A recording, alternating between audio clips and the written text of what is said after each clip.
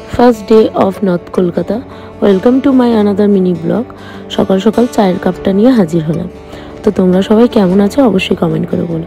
তো মাসির বাড়ি ফার্স্ট ডে যেহেতু আজকে সকালে ঘুম থেকে উঠেই আমি চলে এসেছিলাম মাসির ফুলের বাগানটা দেখতে, মানে ছাদের ওপরে এত সুন্দর সুন্দর ফুল ছিল বলার মতো না।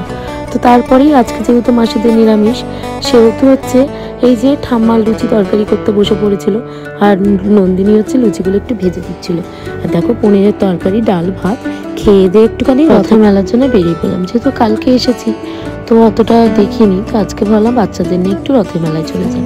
আর রথ বলে কথা, তার জন্য পাঁপড় ভাজা তো মাস্ট। তো পাঁপড় ভাজাটা খেয়ে দিয়ে একদম মেলায় ঢুকে পড়লাম।